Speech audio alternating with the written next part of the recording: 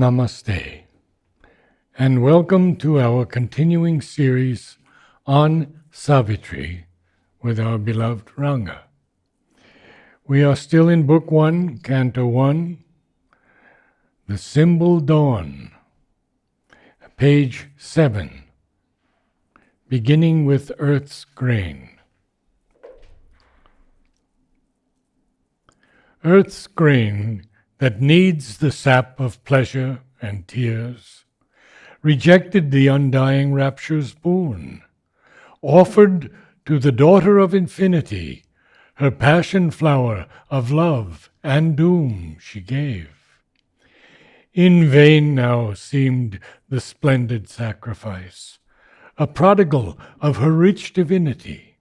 Herself and all she was she had lent to men, hoping her greater being to implant and in their bodies' lives acclimatize, that heaven might native grow on mortal soil.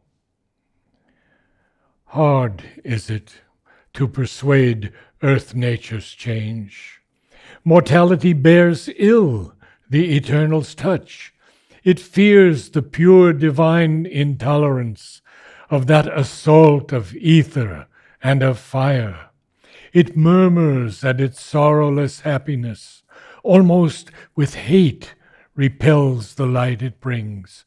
It trembles at its naked power of truth and the might and sweetness of its absolute voice.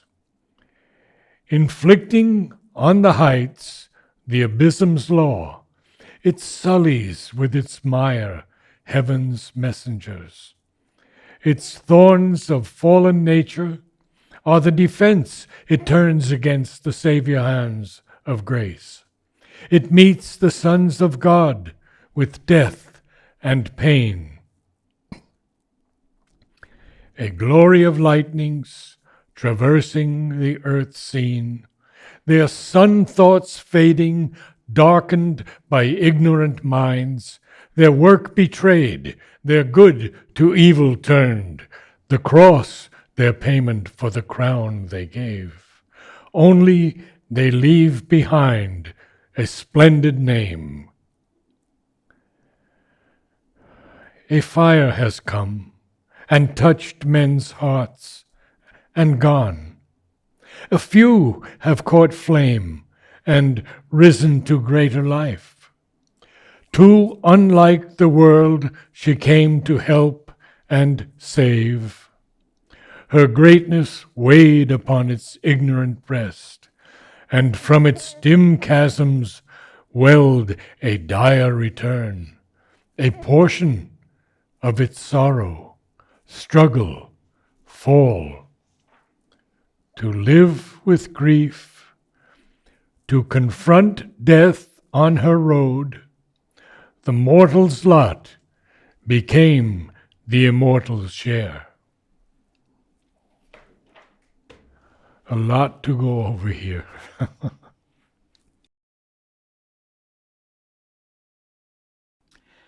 So, we are in the middle of Canto 1, the symbol dawn. And he has started the second section, and Savitri too awoke among the tribes. So, to just summarize what we have done, he begins with the beginning of creation, the symbol dawn. Note the word symbol. It's a dawn that is symbolic. So, in other words, it is not something in time, because it is, the symbol dawn is the one which is far out in, it's not in time and space. It is something that the beginning of creation, there is no beginning to creation. It is begun right from the beginning, and there is no beginning to it, no end to it. So this is symbol dawn. And he describes how the divine has plunged himself into the opposite of himself, and slowly the evolution is starting. The plunging of the divine into the inconscient is the involution.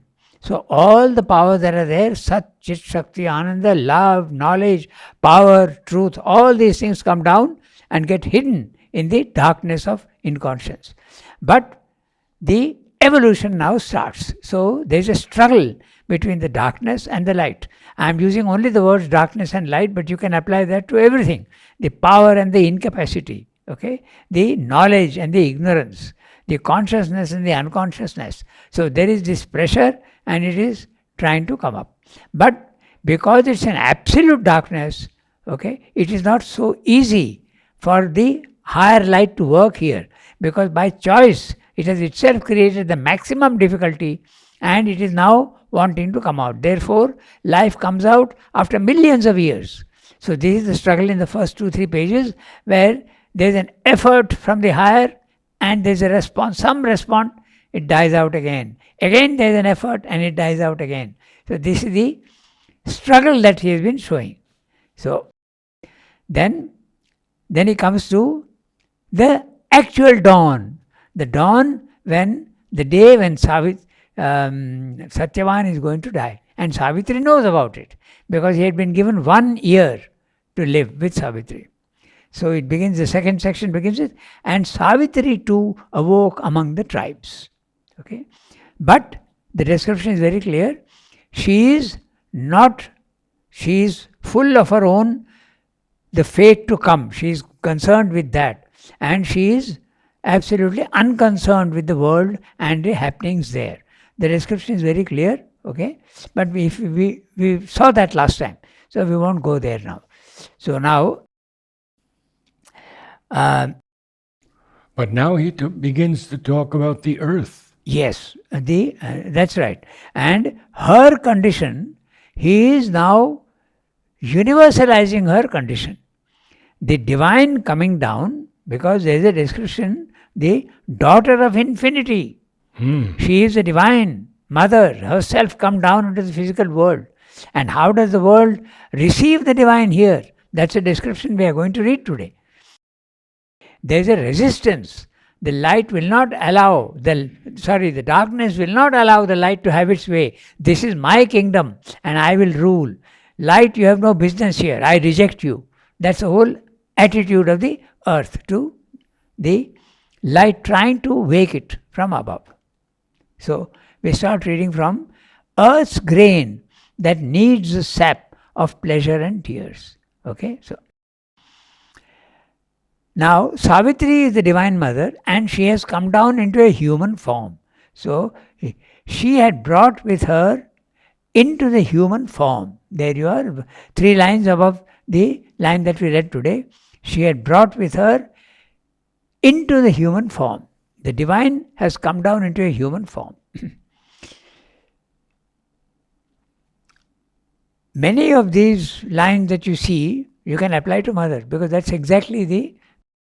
Savitri is very clearly, it's a biographical description. An emanation of the divine. Yes, that's mother. right. Emanation of the divine. Okay, so earth now, is the earth responding to the divine having come down? Not very much. So that's a description that we will see here. Earth's grain that needs the sap of pleasure and tears. There is pleasure and there is also tears. This is the world of dualities. Because when the world, the one divine, manifests himself, he manifests into the many. And if it is the infinite many, then it has to be opposites also, necessarily, logically. The many infinite, if there is truth, there is also falsehood. If there is power, there is also incapacity. If there is light, there is also darkness. If there is pleasure, there is also pain. And how do you understand grain and sap? Yes, I'm coming to that. Now the grain, the word grain, normally means seed and kernel, like a grain of rice or a grain of wheat. But here, it also has different meanings. The grain of wood is the texture of wood. That's another meaning. Here it means the natural inclination of somebody, the natural nature, the nature of somebody. That's a grain. Yes. You can say, to make you understand the word grain, you can say he has a grain of kindness in him. Okay, you can see it that way. His nature is that of kindness, the grain, the essential quality, That's a word grain. Okay, it has so many meanings. In wood, it is texture. The people who use wood, they often speak of the grain of the wood. You see, either this way or the nature of the wood. Yeah, and according to that, they have to cut the wood. They shouldn't go against the grain. Okay, but here it means the essential nature of earth. And what is the essential nature? It needs the sap of pleasure and tears. There has to be pleasure and pain in the physical world, and he has used only pleasure and pain, but all the dualities exist in the physical world. There is no pain up in the second level of the spiritual planes of consciousness. In fact, there is no pleasure also. It's a immutable stance of a witness look. You're just walking without any feelings and without any perturbance. You're just looking calmly. Very often it is used like a statue's look, because a statue is not reacting emotionally, it is just looking. So that is, many poets have used that image of a statue for the experience of the self. So that's what it means. Earth's grain needs the sap of pleasure and tears. What he's going to develop is, the divine is only Ananda. But when he comes down here, he has to meet the dualities of the physical world. He himself has created the dualities. The one becoming the many. Therefore, there has to be dualities here. Okay? So, earth's grain needs the sap of pleasure and tears. Its whole texture is made up of both, this and that. Okay? Light and darkness. Rejected the undying nature's rapture's boon. The divine Savitri has come down with her divinity, but the earth is rejecting the undying rapture's boon. The divine is bringing a boon, eternal ananda, eternal ecstasy, but the earth is not ready to receive. Rejecting is not only not ready to receive, it is rejecting. And the description goes on how it even treats the sons of God and the messengers of God. It rejects, it doesn't want the light. Okay, so rejected the undying rapture's boon, offered to the daughter of infinity. So here he is already describing Savitri. He has described in the second section here, and Savitri too walk among these tribes. So now she is the daughter of infinity. She is the divine come down here. And why has she come down? Because Ashwapati prayer to the mother, that there is so much of ignorance and suffering in the world. Why don't you do something about it? Send someone who can do this. A messenger of God, your messenger, let them come down and do this. So he is promised that yes, you will get a daughter, there will be an issue who will solve the problem. That's the, so she is a daughter of infinity. Her passion flower of love and doom she gave. So here again, passion of love. She represents love, eternal love. But when you come down into the physical world, it turns into the opposite. We have the word passion flower hyphenated. Yes. I've done a lot of study on it. Yes. And in the West, it's a symbol of Christ. Of Christ. Christ, yeah. The tendrils are the whips and the 5 petals are the wounds. But in India, it has a different meaning. And you know that meaning, I'm sure. I don't know. Pandavas fighting the 100-headed fight. Each little petal has to be fought again and again by the 5 brothers. That's the passion flower. I see. And Mother named that passion flower Silence.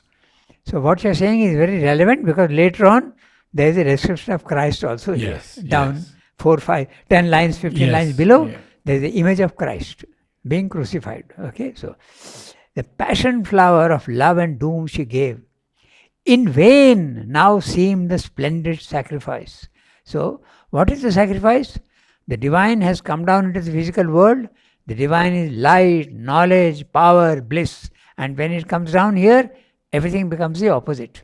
Knowledge becomes ignorance, light becomes darkness, and power becomes totally impotence, Very good. Impotence, yes.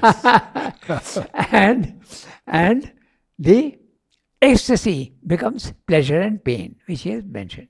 So it's a sacrifice which has not been successful. That's what he's saying. In vain now seemed the splendid sacrifice. Now the word sacrifice is very interesting here, because here he is using the word sacrifice in the normal sense of the word. She has sacrificed her knowledge, she has sacrificed her peace, she has sacrificed her power, she has sacrificed her consciousness and descended into here. Why? To save the world and bring, as he says afterwards, implant a bit of heaven here on earth.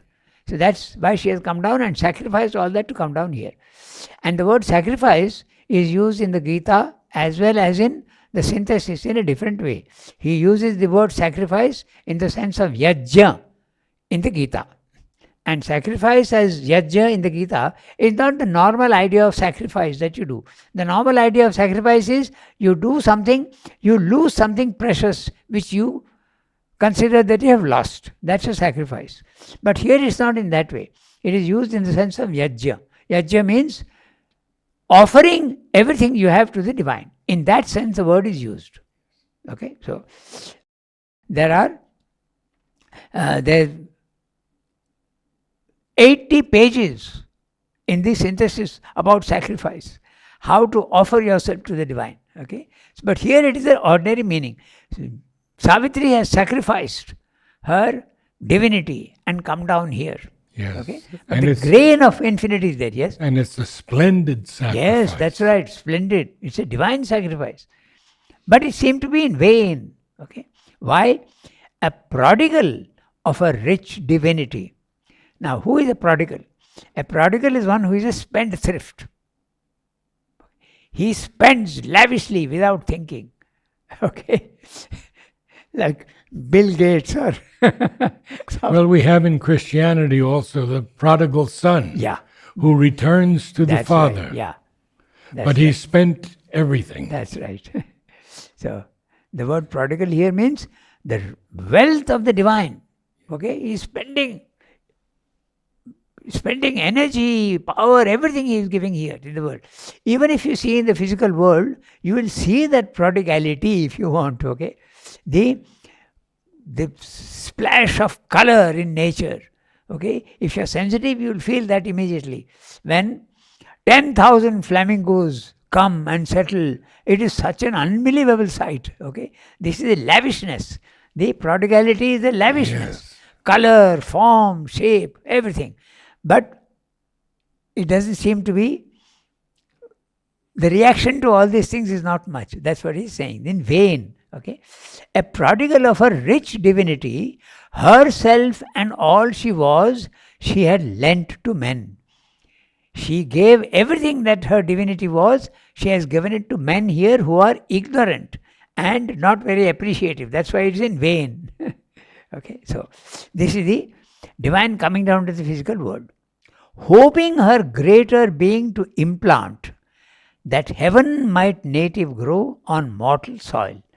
The divine comes down here to save and change the darkness, to transform the darkness. But it doesn't seem to be very successful right now, okay? Because it has been met with the remaining lines will easily show you that earth is resisting. It is not ready to receive that light.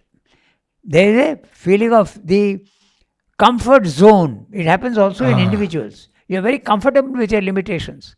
The moment you are asked to make an effort, there is a hesitation. Something new comes in, there is always hesitation. We have in the new edition of Savitri a line that is added there. And that line is, I asked, I believe, Richard about this. And in their bodies' lives acclimatize. So hoping her greater being to implant, and in their bodies' lives acclimatize, that heaven might native grow. Oh, there's one passage soil. there. Which is, yeah, one extra line. Okay, I'll add that later. They found that line in his manuscripts. Yeah, because his manuscript, if you see how he used to do, first of all, it's very, very tight writing. everything. And the handwriting is not very clear either. And then he puts a mark and then goes somewhere else and puts that mark and adds a line and then puts an arrow. And so it's very difficult to. So if they have done that, it's a good work. They have done a good work, basically. They have. Yeah. They have. And it seems that Richard is able to Yes. decipher his handwriting. Yes.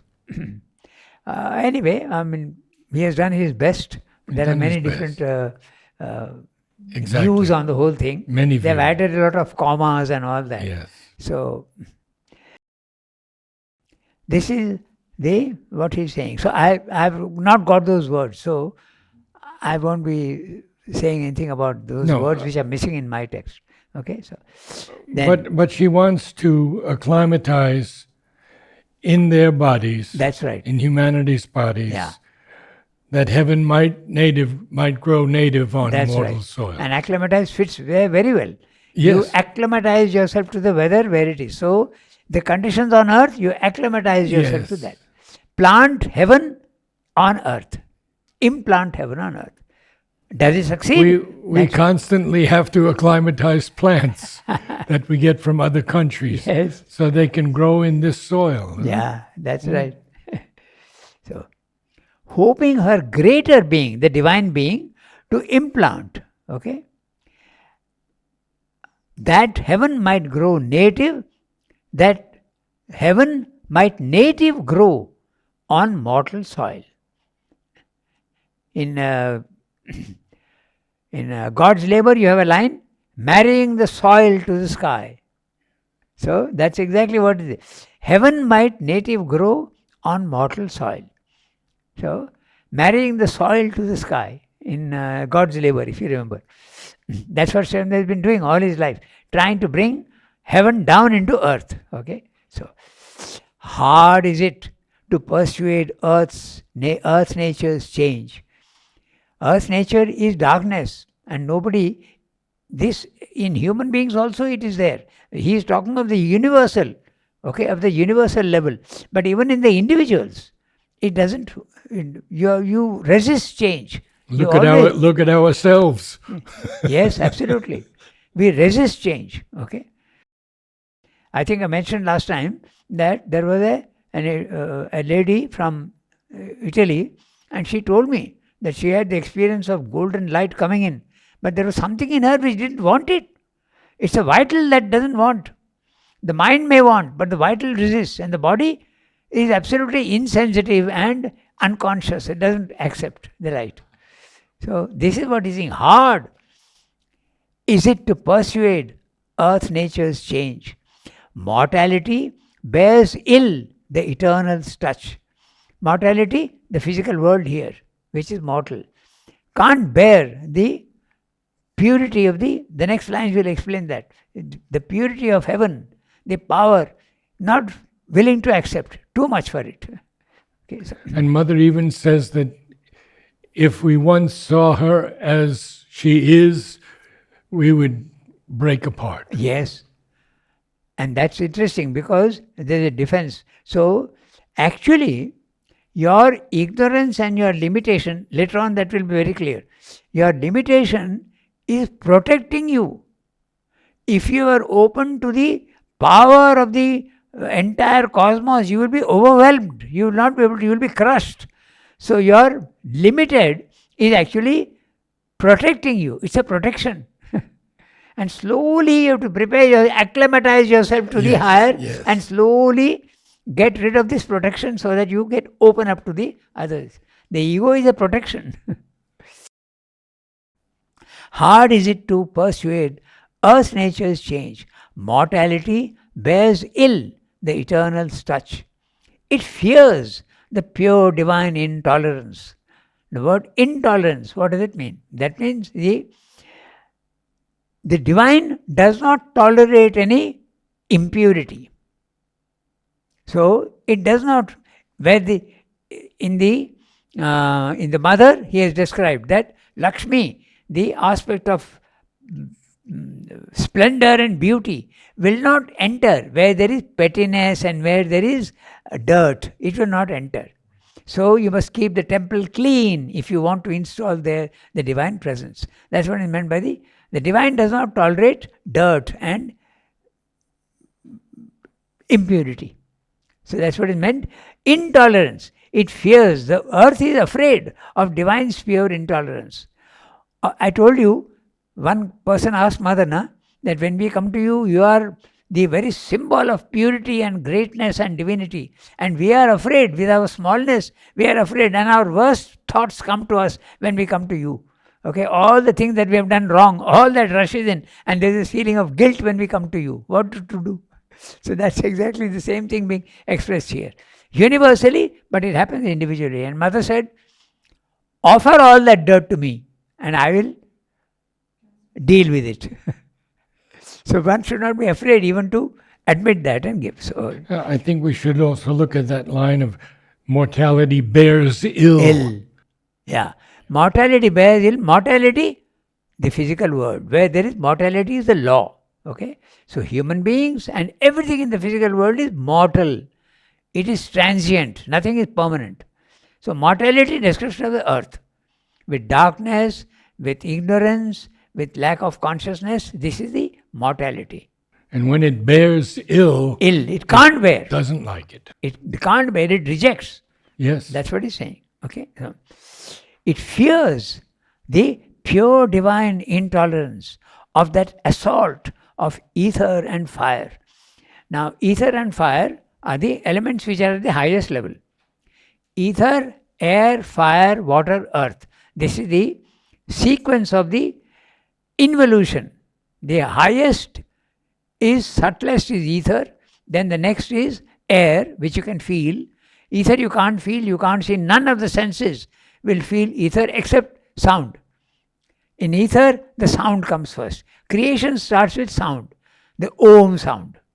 And then when you come to air, you can feel it on your, so touch comes in. Then when you come to fire, you can see fire. But you can't touch it, you can't smell it. And when you come to water, there is taste. And finally, when you come to earth, there is smell. So this is what is. So ether and fire are the elements at the higher level. He is using another word for heaven, the higher levels. So of that assault of ether and fire, it murmurs at its sorrowless happiness. It murmurs, it is the lower nature. Murmurs, complains, protests. Okay, it's used in the sense of protesting and complaining. At its sorrowless happiness, the happiness without any sorrow at all, ecstasy.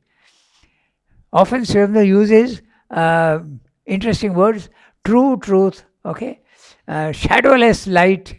So here he's saying sorrowless happiness. Because at our level, happiness is often mixed with sorrow. If you are happy, there is also sorrow. If there is pleasure, there is also pain. Because the dualities are there. That's why. So here, there is no dualities at all. There is oneness. The one becoming the many, the oneness. So that's what he's saying.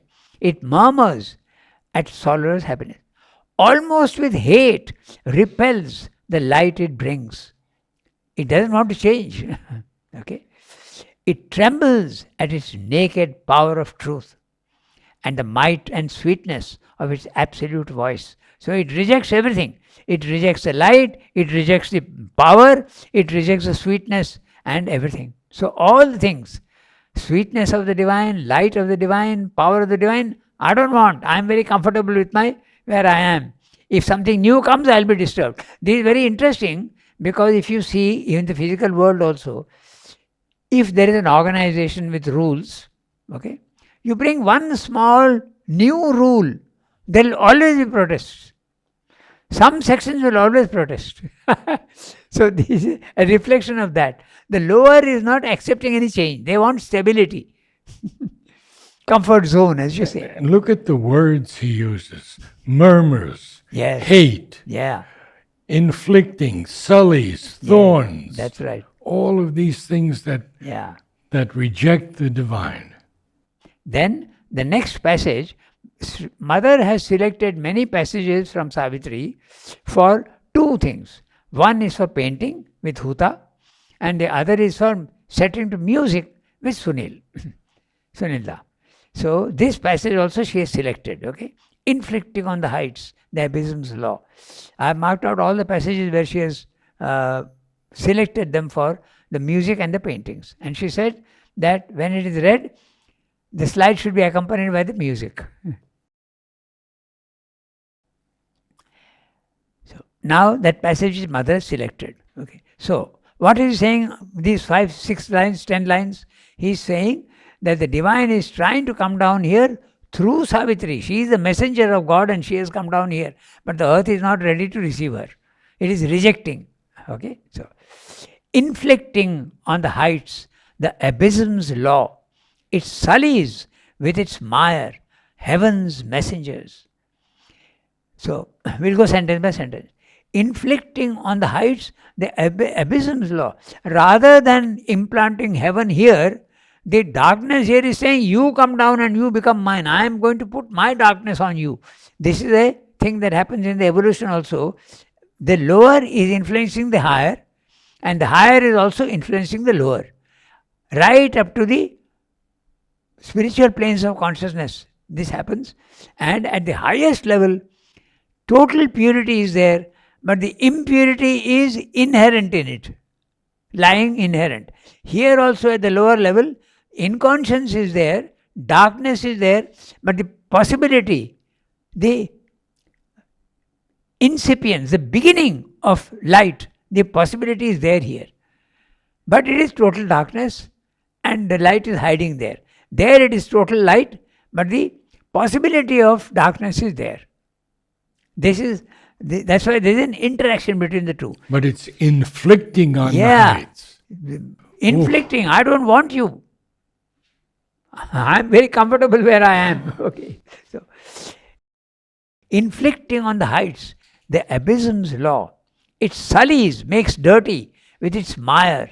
Mire, mud, dirt. Yes. Okay. Heaven's messengers.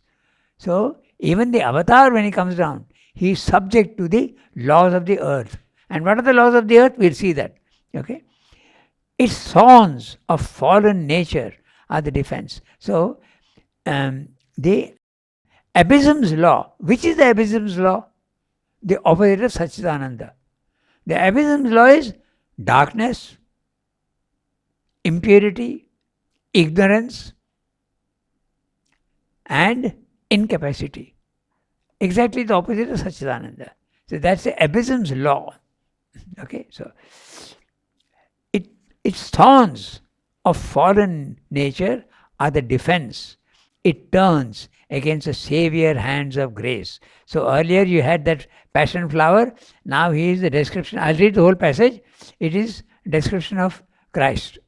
Okay, so its thorns. Remember, he had a crown of thorns on his head when he was taken up the hill for being crucified. Okay, its thorns of fallen nature are the defense. It turns against the savior hands of grace. It meets the sons of God with death and pain. A glory of lightnings traversing the earth scene. Their sun thoughts fading, darkened by ignorant minds. Their work betrayed, their good to evil turned. The cross, their payment for the crown they gave. So here very clearly, the cross for the crown they gave. So they tried to bring the heaven's crown down here, but they were rewarded by the cross. Crucify you. And this is the history of mankind. We have always done this. The greatest minds, we have burned them at the stake, we have crucified them, we have poisoned them. Look at what happened to Socrates. He was poisoned with hemlock. Okay. Then Christ, he was put on the cross and crucified. Okay. Then what did we do to Meera? Meera was also given poison. Meera is the devotee of Krishna. She was a historical figure. Okay. Then there are so many. Joan of Arc was burnt at the stake. This is what you do to the divine, when you come down here. You are not ready to receive the divine. Mortality bears ill the eternal's touch. History is a witness to all this. Okay, so its thorns, the fallen nature of the defense. It turns against the savior hands of grace. Divine is coming to save you, but you are rejecting it. Okay? It meets the sons of God with death and pain. A glory of lightnings traversing the earth scene, their sun thoughts fading, darkened by ignorant minds. This is what happens to the divine messengers. Their work betrayed, their good to evil turned. The cross their payment for the crown they gave. So what's the result? Only they leave behind a splendid name. No effect in the physical world. Very minimal effect. Okay. And Christ coming, Christianity started 300 or 400 years after that. Not immediately after this. And it became rigid and very, very stiff and narrow in its views. It wasn't what Christ wanted. So that's what he's saying. Betrayed. Their work betrayed. Okay. Their good to evil turned. The cross their payment for the crown they gave. Only they leave behind a splendid name. Who is the they? The sons of God. Okay. A fire has come and touched men's hearts and gone. A few have caught flame and risen to greater life. Too unlike the world, she came to help and save. So, but there are a few who benefit from the descent of the divine avatar. Okay, that's what he's saying. A fire has come and touched men's hearts and gone. Not everybody is affected by it. It goes away. They only leave a splendid name behind. But a few have caught flame. In Christ's life, the 12 disciples. And a few have caught flame. The rest, no effect at all on them. Okay? And risen to greater life. Too unlike the world, she came to help and save. She is absolutely unlike the world, and she comes down to save and help. But she is met with denial and even ill treatment. That's what is being said. Okay? Her greatness weighed upon its ignorant breast. Its ignorant breast, the breast of earth. Okay? And her greatness is too heavy for the earth to bear. It's too heavy. It is weighing on the... So, and from its deep chasms welled dim chasms. I have... Pardon? And from its dim chasms, or you have deep? Oh, I have deep chasms. Interesting. There are slight variation in the text. Yeah. I should have got that, but the problem is that I have all my notes here. Okay. And in fact, what I have is the first edition as it was published. A greatness weighed upon its ignorant breast, and from its deep chasms welled a dire return. So, what is a dire return? Dire is a very serious or very urgent thing, and it is returning. So, the divine is coming with its greatness, but the response is returning a dire return. It is a very, very serious negation of what is coming down. It is welling up from below. Welling up is a good term. I mean, that's what welling up. It's very interesting. Yes. It's welling up. There is a resistance. A portion of its sorrow, struggle, fall. Okay. So, what is resisting? Not the full sorrow and not the struggle and the fall, because the divine element has some power. So, a portion of the lower is affecting the higher. That's what it means. A portion of its sorrow, struggle, and fall. Okay. Now, that defense is very interesting. Its thorns of fallen nature are the defense. I'd like to bring your attention to that. It's the defense. Okay. So, in the the mother, okay, I'm quoting what he says there. Okay, he says, the darkness is a defense. The ego is a defense. Okay, the limitation is a defense.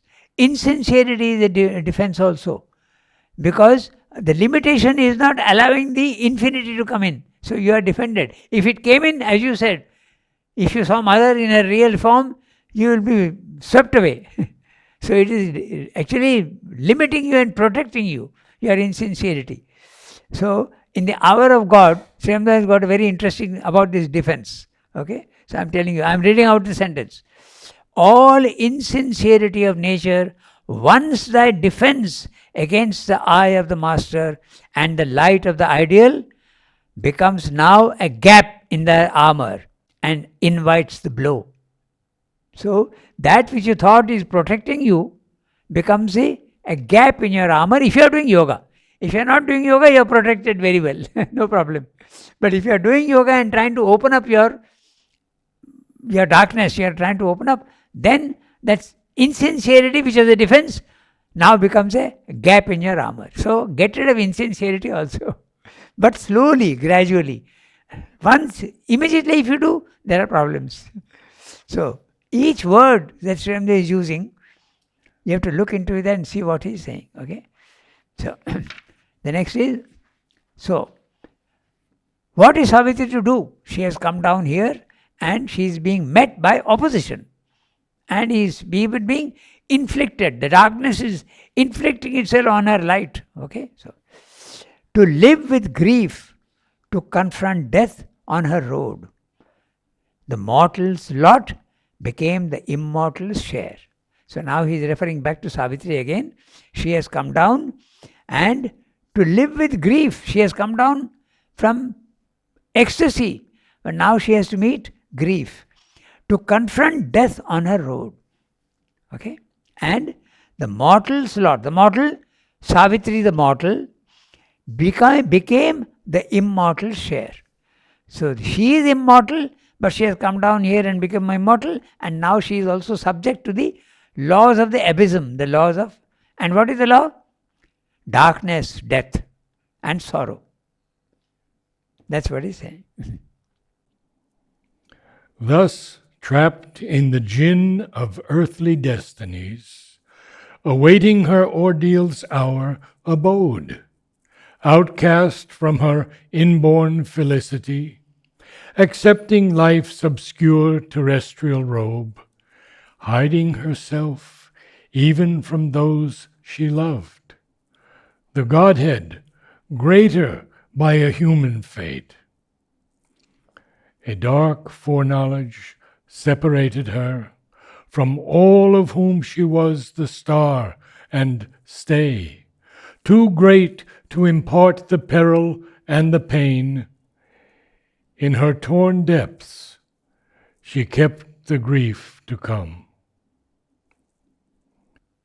This also is a passage which Mother has selected for the painting and the music.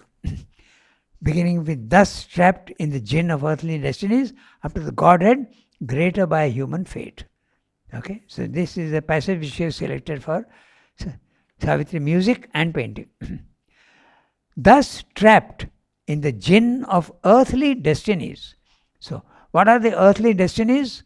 Again, darkness, ignorance, sorrow, pain. This is and incapacity and impotence. Again, we use the word.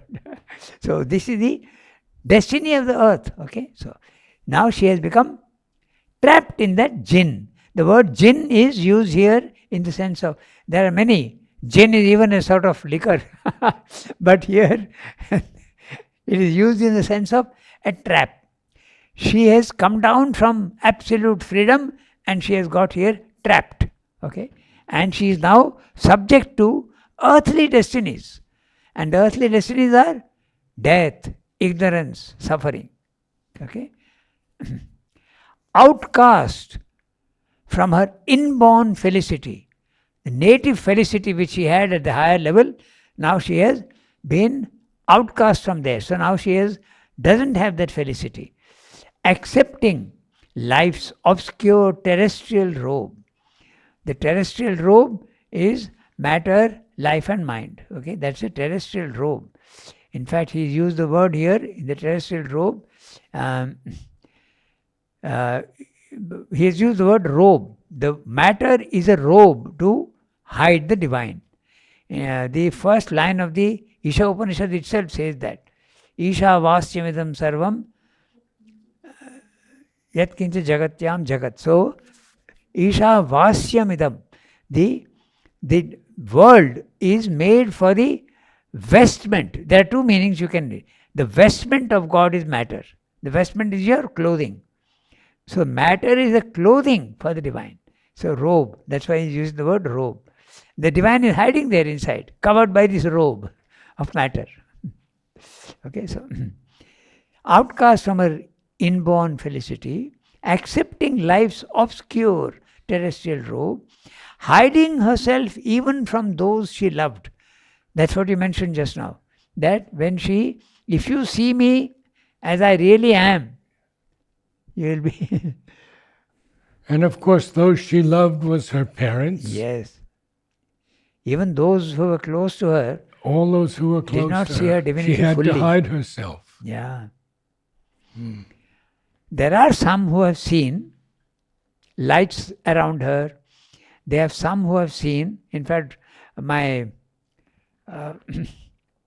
co-worker in the press, okay, he saw once a light coming down from heaven into her, okay, and he told that to mother and said, "Oh, you saw that?"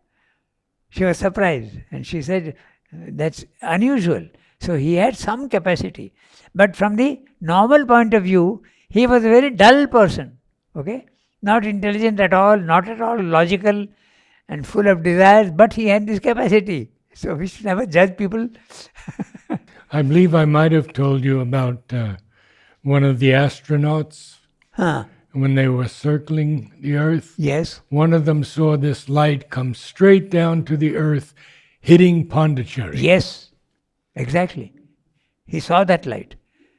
Yes. I know that. I have also come across that. Oh, you have? Good. In the south of India. Yes. He probably didn't know about Pondicherry, but his description is very clear, down here in this location. And it's interesting because this location, Pondicherry, is very interesting if you see, okay? Because they said that it is a seat of Agastya Muni. He came down and settled here. But if you see from the other point of view, from historical point of view, look at what happened in this area. Pondicherry, Mother and Srirambdo, the greatest that world can offer. 75 kilometers only from here, Raman Maharshi. 40 kilometers from here only, Ramalingam. He had many interesting experiences. Okay, Ramalingam. And they said that he locked himself in a room and he meditated and left his body. And when they opened the room, there was only some flowers left.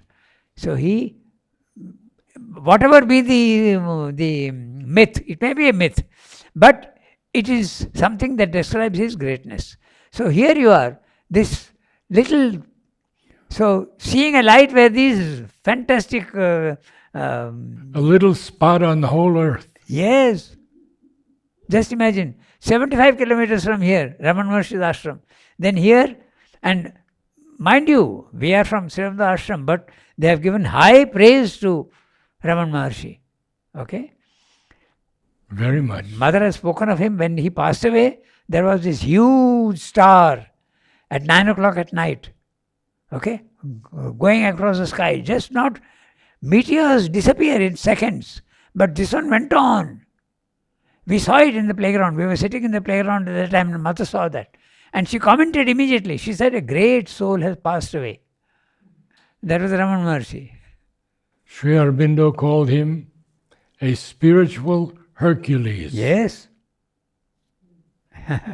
So, if an astronaut has seen that light here in this area, not at all surprising.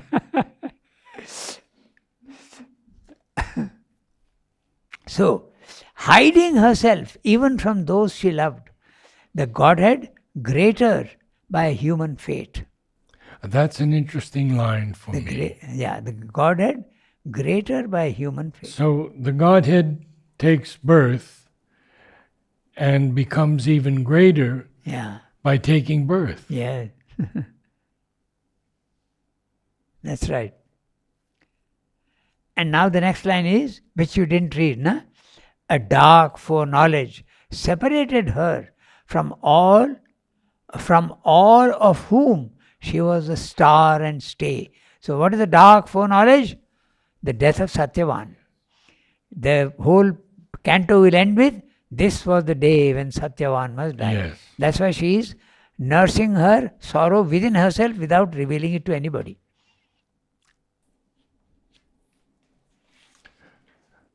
Namaste all.